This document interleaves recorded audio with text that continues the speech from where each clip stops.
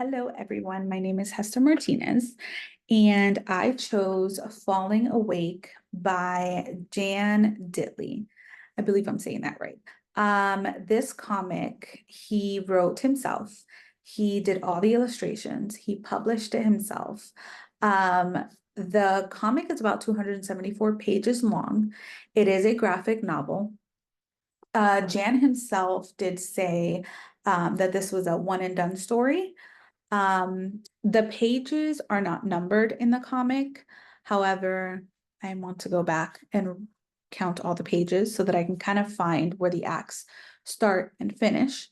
And therefore, I found that Act 1 finishes on page 69, and Act 2 starts on page 70 and ends on page 192.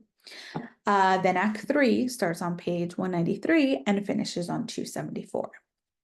I do think that this does fit our model of 1/4, 1/2, 1/4, because from the first act, it introduces the main characters, which at this moment is John and Emma, and it shows us the main problem, which is they're trying to get out of the ship, trying to find someone to help them.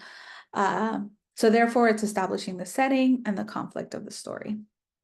From there, we move on to the second act, where the author has built tension and the main character is now starting to face obstacles and challenges. Lastly, in the third act, the author is resolving the problem, which is John having to face his inner monster, which is the fear of letting go of the past and being able to move forward. So this story is all about John. It definitely keeps you on your toes. You have to be really paying attention because you can get lost like that. I say that out of experience because I had to read this comic like 3 times, because there was something that wasn't clicking. But by the last time I read it, it kind of clicked and I was like, oh my gosh. Um, but so you start to kind of click and kind of start putting the pieces together, to the puzzle, and start kind of being like, okay, wait, hold on. Like, this person was with John and they're facing the obstacle together, and you start to kind of get this connection to Emma to only realize the monster is using her. So then when you go to, I don't want to spoil it, but when you go to the last character that he's talking to, you kind of start to lose as a reader. You kind of start to be like, I don't know if he's legit. I don't know. Should I trust that this is an actual person, or should I just like, you kind of start to question a lot. So, but the story is generally all about John. He's the main character, he's the protagonist.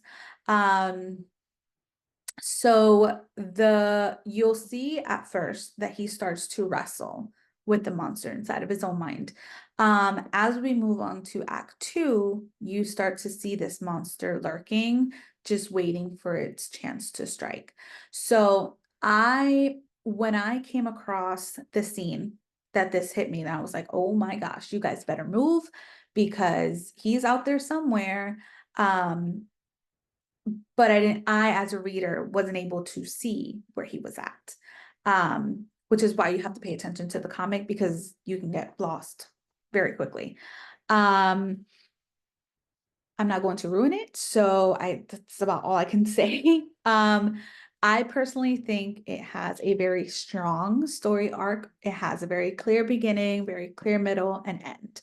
The resolution for me was very satisfying, for several reasons, mostly because of the emotional depth that it has.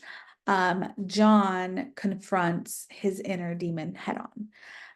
He's trying to fight to break free, to find peace. For instance, there is the scene where he sees his deceased daughter and she's pleading with him to not go. And in that moment, it shows how the monster is trying to manipulate John with his own grief. And so you can kind of feel the tug of of John, like of his heart, like, oh my gosh, this is my daughter. Like, but then he kind of realizes that the manipulation is coming from the monster. So therefore he kind of snaps back to it and says, no, I'm not letting you control me anymore. And therefore he finds the strength in the memories, which is the flashbacks of his living daughter and wife, which push him to move forward. Um, and I think that in itself is beautiful, honestly. It's incredibly moving and really makes for a powerful resolution. So I do think the main character, John, I think his arc is solid. Because of the challenges and the obstacles that he faces, you see flashbacks pop on here and there.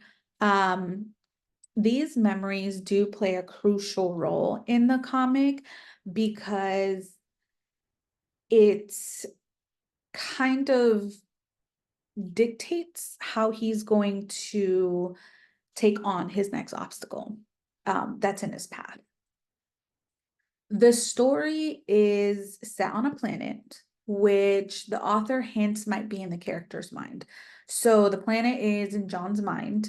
I could follow the different locations where the characters were, but the author didn't always specify the time. He didn't specify the exact place for each scene. Instead, I kind of figured it out from the artwork and occasional flashbacks.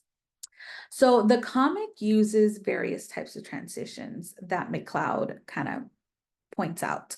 But one that really caught my eye was when John discovers the monster's footprint inside of what he thought was an alien egg, which was not. It was a hollow stone. And this is one of the scenes. It is a digital book, so I had to pop it up playing through my phone. But this is one of the scenes where he finds it. And that scene is a perfect example of a moment to moment transition. Because as the reader, you can tell that the mood shifts instantly after he finds a footprint. So it happens again when he confronts the last survivor, who turns out to be the monster himself. Sorry, I ruined it. I know, but there's way more to the story than just that. So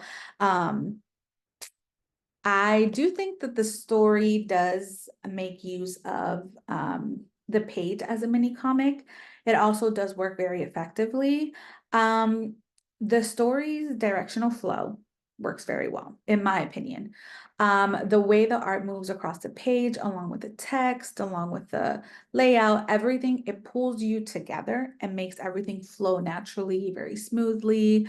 Um, I would recommend this to all of my classmates. This comic has a message that it delivers, how the main character tackles his challenges, even when he feels like giving up. Um, and regardless of him wanting to give up, he finds the courage to keep going. And I think that's really touching and really inspiring. I do believe it's a comic that I think everyone will love. I don't see how you can hate a comic like this. But then again, this is my opinion, and I do think that it has a positive message, something positive for my classmates. So I think it is a great read. I would highly recommend it to my classmates, 10 out of 10.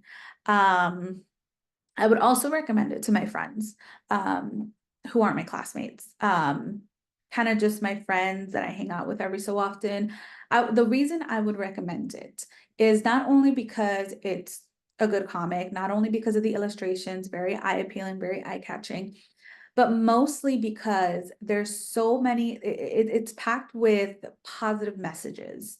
And you discover those positive messages as you read. And those messages can be very different depending on the person. So I think this is a great book, and I would recommend it not only to my classmates and my personal friends. Um, and I mean, this is one of my favorite comics so far that I've read. throughout my entire time at Full Sail. I do recommend it. I know that if you go and read it, you will love it and you won't be disappointed, I promise. You can Google up you just Google Falling Awake by Jan Ditley, and it'll pop up. It is free to read. And I hope you guys enjoyed this video and have a wonderful day.